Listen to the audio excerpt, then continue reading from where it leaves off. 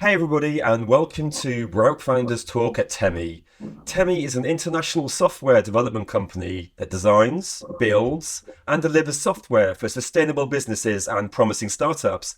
Welcome to our podcast, where we bring you the most inspiring stories of entrepreneurs and experts in the software development industry. Each week, we interview successful leaders who share their unique journeys and valuable insights. I'm your host, Barry. Today, we're lucky enough to have a remarkable guest joining us, Flavien, who is the co-founder and CEO at Ublo. Hello, Flavien. Welcome to the podcast. Hello. How are you doing today? Pretty good. And you? Yes, not too bad, thank you. So, first of all, thank you so much for taking the time out of your day to speak with us. We really do appreciate it. So let's start by getting to know you a little bit better. Would you mind telling us a little about yourself and the company that you work at? Yes. So I'm Flavien. I used to work in the banking industry. So I think I spent 12 years in treasury departments. So basically, it's a department we will manage the balance sheet of a bank. I was also part of nice projects in France, especially the two last creation of banks. So quite nice. And in 2020, I decided to create my own company on the real estate market and on a software base. So I started with my co-founder, Agathe, Ublo. And basically, Ublo is a rental management software for medium and large corporate mainly, starting in France in 2020. And now we are in 5 countries within Europe. Wow, so you're getting successful now. Any plans to expand farther, or are you still happy with Europe at the moment? I think we target to expand, but more based on client approach. So as we have, in some cases, large corporate, they manage and operate all over Europe, so we follow them. We don't have plan today to open new offices across Europe, but maybe in 5 or 10 years, yes, it can make sense. Nice. Was it always your intention to work in the financial sector, or was that something that you just happened to fall into? Yeah, no, in fact, I knew that I will create my company really, really young. And basically in France, when you do your study, finance is basically the most obvious one if you are on track. It's like really based. It's not the same in the US. I used to work slightly in the US and so, but in France, at least 10 years ago, when you are good marks at school, you will end up in finance because the pay is well, you have a lot of jobs, and at least the French banking industry is quite large. It's you have like 2 or 3 players that are the most important at the European level. So basically, I was not really looking to finance, but I end up in finance, basically following my study. What did you learn most from your time working in the financial sector? Many things. I discover that you can increase your knowledge a lot with a large corporate because you will discover what I can call a matrix approach, meaning that when you are taking actions, you need to take into account all the organization, and it can be quite complex. And in the finance industry, I discover that everyone is not having good memory.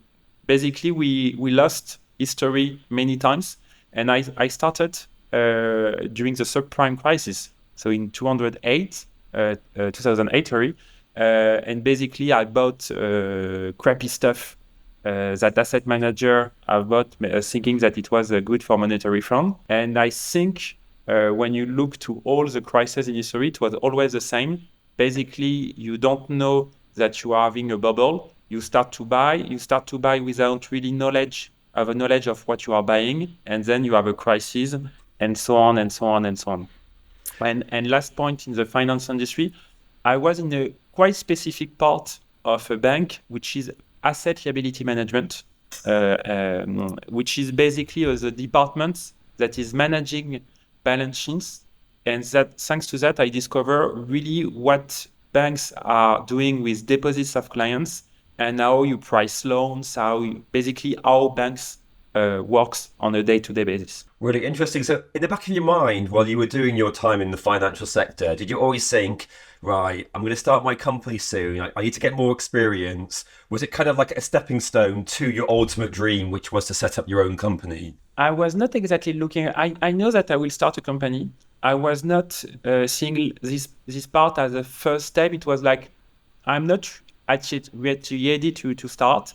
Interesting to know, and I think it was really nice for me to start with a large corporate because, to be honest, I really discover I think what is working on it, what is the decision process, what is the complexity, and as I think at the end, for example, to sell to large corporate, it helps a lot to understand this point. Yeah, it makes sense, doesn't it? So, what was your life like prior to starting Hublot? So basically, I was always in finance. Just before, I was working for a startup called Memo Bank. So Memo Bank is a new bank for SMEs, and I was in deputy CFO. So I was like in charge of finance. So again, in the finance industry, but a first step in the startup ecosystem, where basically you have a small team and you are working on everything that you can imagine. I think it's a good internship before starting a company. So, are you like a morning person, an evening person? When do you have the most energy? Morning, definitely. Morning. Like even during holiday, I'm wake early, and I think I have the best energy between 8 to 9, just before having meetings.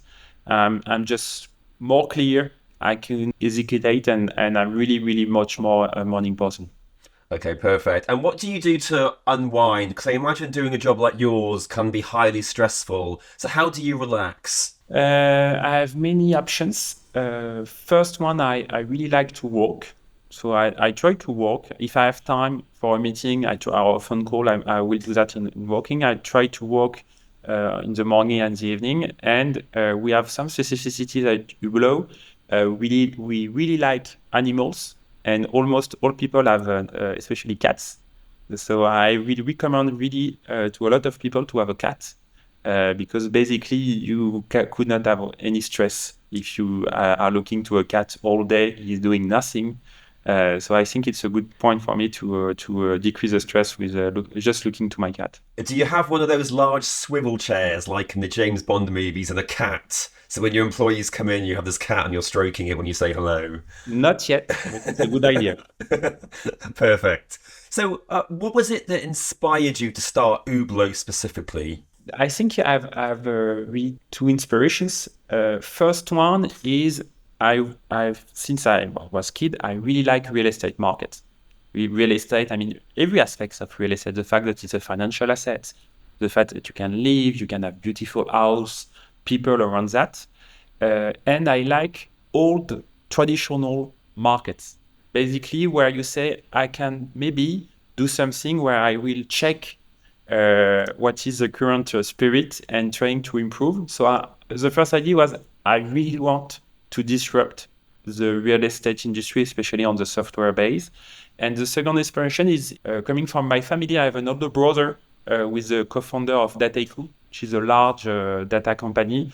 And I think it helps me a lot to say, you can go. I mean, you have no pressure. You can do. It's a lot of work. It's not so easy, but don't care. You can do, and you can have a good probability of success by doing that. So I was really looking to disrupt a traditional market, and with my own company. Perfect. And you are a co-founder. So, how did it come about that you became co-founder? Did you You seek mean each other out, or was it something that you already knew each other? we just met, I think, in 1 year before Hublot, and I know that I was more looking to have someone with me starting the company, just also as a skills. I know that I have a lot of skills missing to run efficiency. So it's just a match. Basically, we met through friends, and then we said, okay, it's a good time. Both of us were looking to start a new project, and it was like really smooth. really know a huge business plan, or I don't know heavy work. It was like, okay, I think we want to do a real estate software. We want to do that, both of us. Let's go. So it sounds like it's a really organic conversation. It wasn't like convoluted with multiple discussions. It was like you were both on the same page and you both went for it. Yes, and what was interesting is so my co-founder Agathe, she created a company which was on design. So she's like an expert of UX design, especially for B2B, and it was something that I was really looking for. Meaning my not my vision, but my perception is to say, if you want to do a software right now, you need to take into account a lot all the design aspects, and it's not easy. Which is it's a skill which is not so obvious. Everyone is they say, oh yes, it's obvious. You can do a user interface. You can no, it's really complex at the end. And I was really looking to have someone that has this expertise and would like to do with me to disrupt a market which has no view about design interface within the software. Can you just share like a quote or motto that resonates with you personally and influences like your general approach to life and business? Do you have any motto that you abide Yes, I by? think to be honest, I don't usually sees people as a huge inspiration. I'm not this type of people saying you have a top player, I don't know, and so on, Elon Musk. But if I put that aside, I really like the quote of Nelson Mandela, meaning that you never fail, you never lose, you just learn each time. And I really believe on that. Basically, you learn much more by failing than just winning because you can have some luck. And I think my perception when you run a company, in some cases you will have luck. So don't try to overestimate, just work, just try to improve over time. And I believe that if you have this type of mindset, it's a way of success, at least personally. I think that's actually, having done quite a few interviews, I think that's a recurring theme, and everyone seems to say that this is the most important aspect, is don't be afraid of failure, because failure can teach you some of the best lessons. So it seems like anyone out there is looking to start their own business. That's probably the key message, isn't it? Yes, I think you don't need to over estimate, overthinking. You just to have in mind that yes, it will be difficult. Yes, you may not have success, but at the end you will learn a lot. And I think if your motivation is to learn, if your motivation is to move, then go and you will see. Perfect. So, you individually, what best would describe you? If you had to choose 3 words, which 3 words would describe you the best? I think I have quite a lot of energy. So I really like to move stuff and to create energy around that. I think you could say funny in some cases, so not especially in English because I'm usually losing some words, so I don't have enough vocabulary to do that. But in French, I think I'm okay. And I think I'm always looking forward, meaning I'm always trying to see what will need to be done next instead of looking to the past. So I'm really like looking forward about almost everything. Oh, interesting. I suppose that's probably a really essential skill to have in the world of business because it's always changing and you need to be able to adapt to changing circumstances, right? Yes, and for example, it could be you have good points and bad points. The good part of that is when you have an issues, I'm looking to understand the issues, but I don't care to know who is the fault, why. I mean, trying just to say next time it won't happen. It's what I'm looking for, which is, I think, a good point to create a company where we accept failure.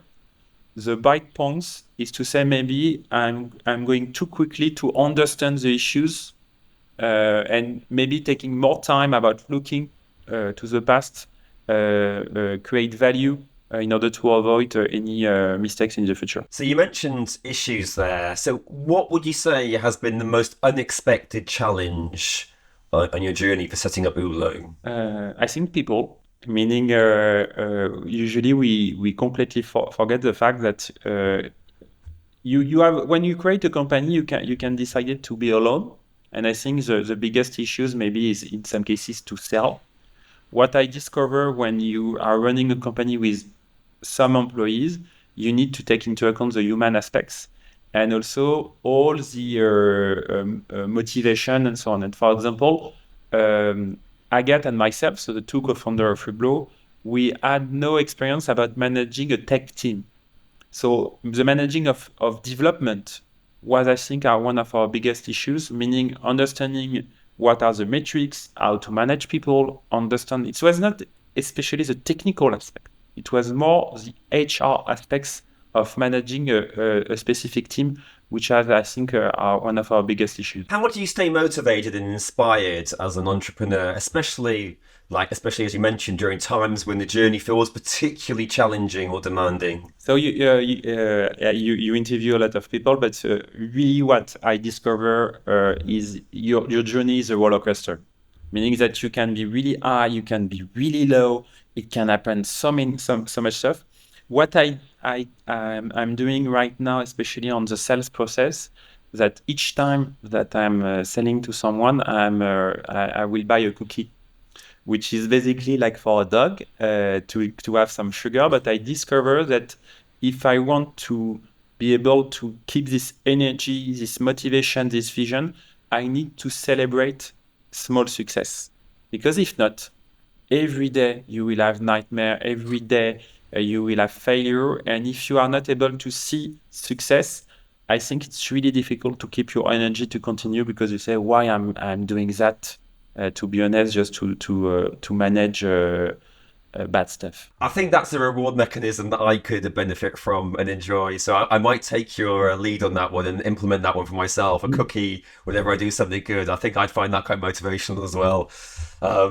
So are there any books or podcasts or documentaries that have had like a significant impact on your personal thinking or development? Yes, in fact, sorry, it will be French one. But You're allowed to have French inspirations on this channel, don't worry. So usually I'm even if I'm not, to be honest, I'm not the most podcast one guy, but put that aside, I'm listening to a French podcast called Génération Do It Yourself, which is basically someone that will interview successful people, which is slightly what you are thinking, and it takes like 1 hour to understand. And what is interesting for me is to understand all the aspects.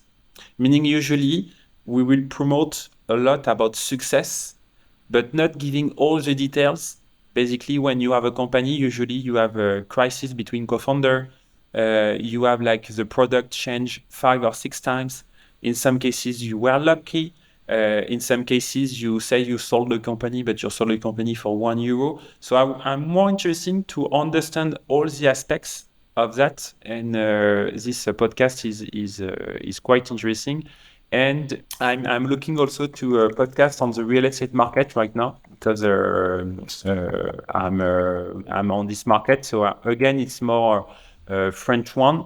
But for example, I like one podcast made by a company called Bivouac, where basically he tried to interview and to highlight failure in the real estate investment, which is also quite nice, because when you look on YouTube or you look online, you have the impression that everyone is billionaires thanks to the real estate investment. With this podcast, I think I realize that even if you have success in real estate, it's work. Managing a property, it's a work.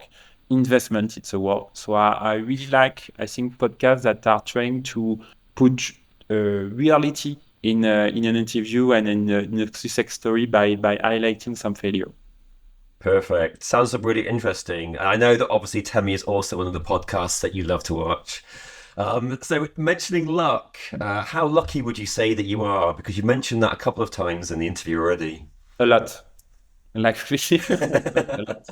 In fact, that's interesting that you mentioned that.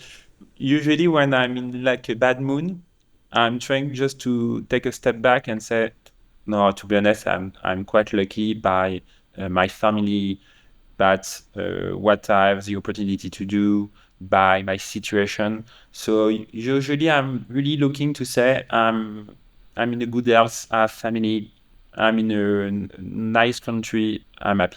Perfect, lovely. So, if you were to like create a tagline or a slogan for Hublot in like the style of a movie poster, what would it say, and what imagery would accompany it? I think we try to use something from science fiction with a cat.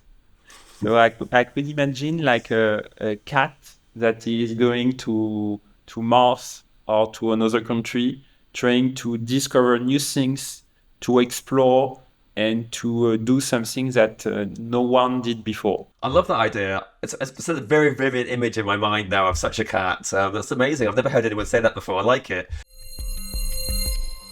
Another thing that you mentioned, like in terms of like working with others and the human relationship aspects. So, how do you manage like a community of like-minded people? What are the qualities that you are looking for when you're wanting people to join your company? Yeah, so in terms of management, at the beginning of Hublot, we don't have a lot of money. I'm not sure that right now we have also a lot.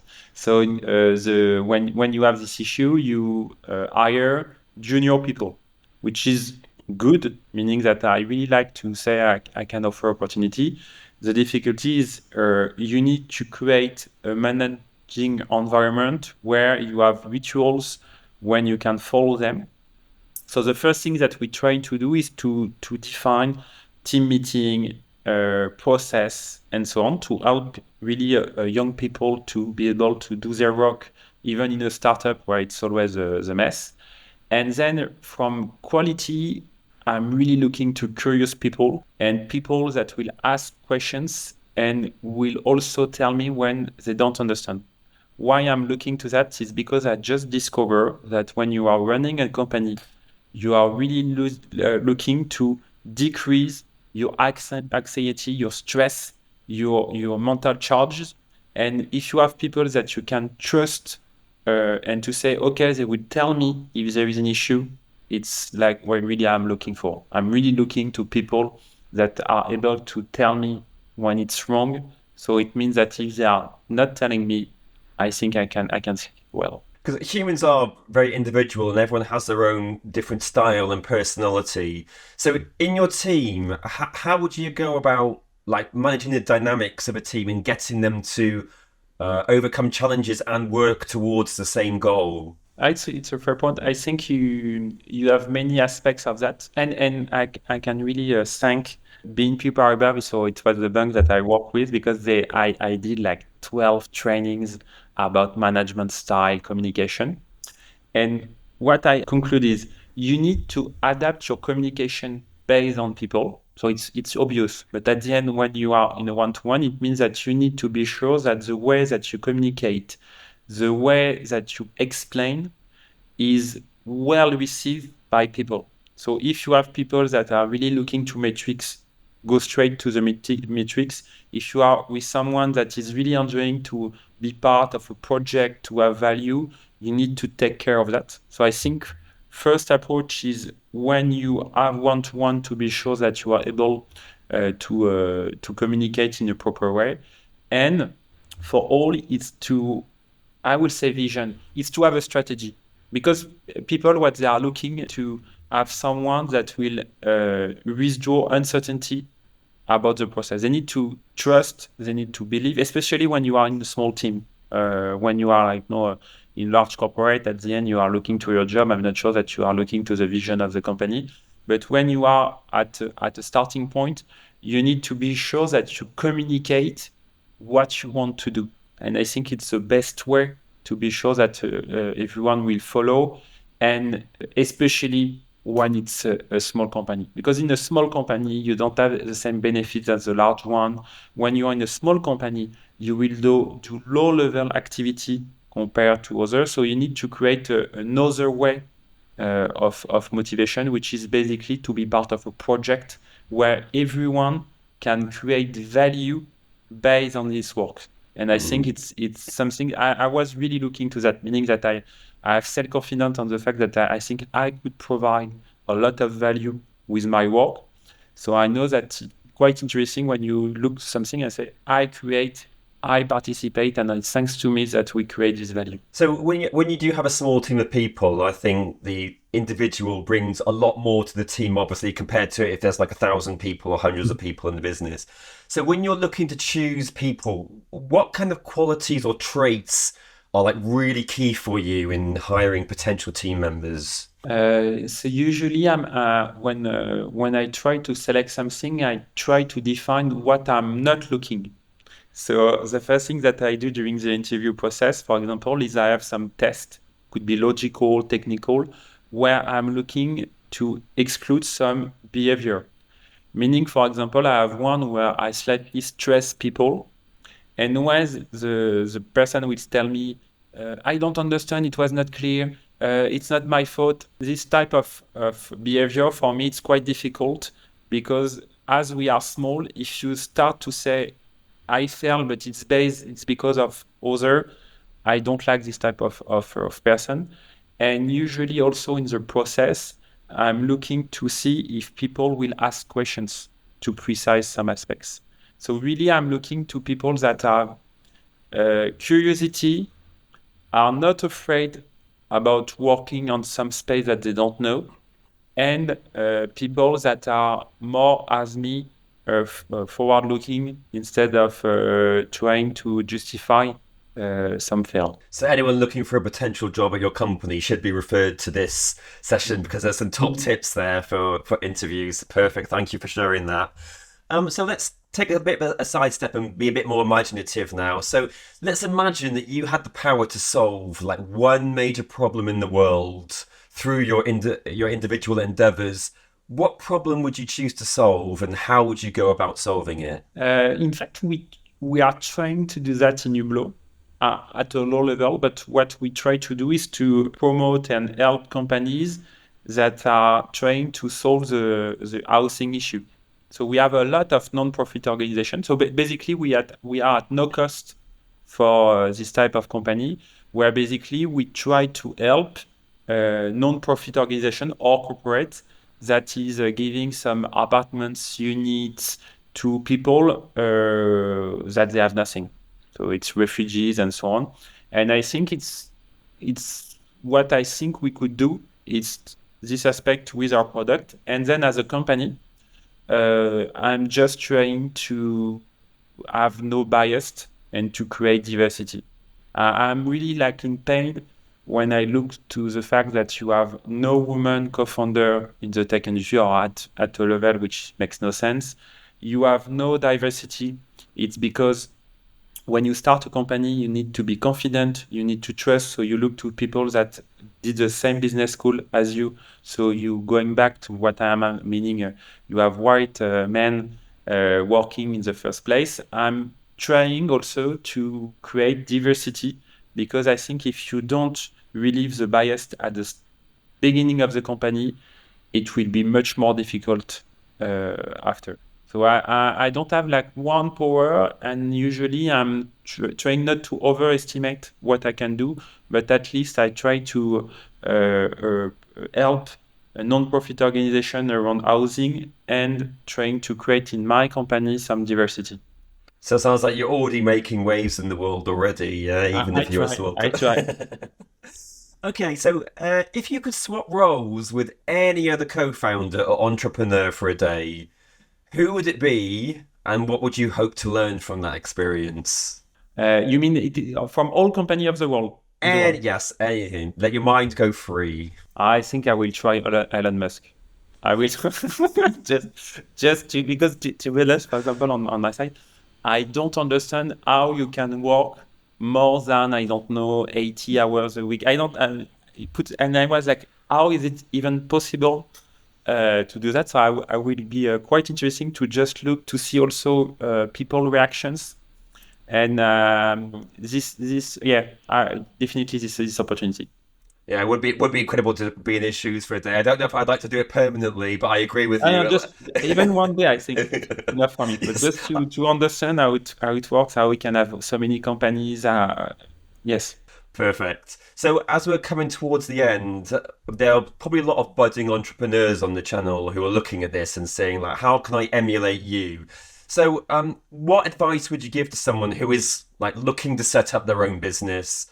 What kind of key qualities or attributes do you think a successful entrepreneur should have when they're looking to set up their own personal company? I think it's always good to communicate and discuss. Maybe I'm wrong, but I don't think that you need to think that your idea is the best one. It's a secret. I think what is key is execution. And if you want to have proper execution, you need advice.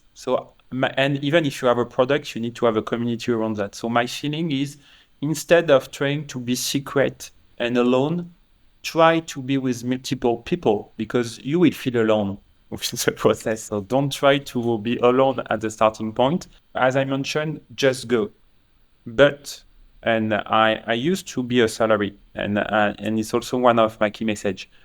In our society today, we promote a lot the fact that to create something, to create a company, I think it's nice, but you can be really happy to have a success even if you are part of a large corporate and other company. So I think what is also key just before starting is to say, what do I want and why I'm doing that?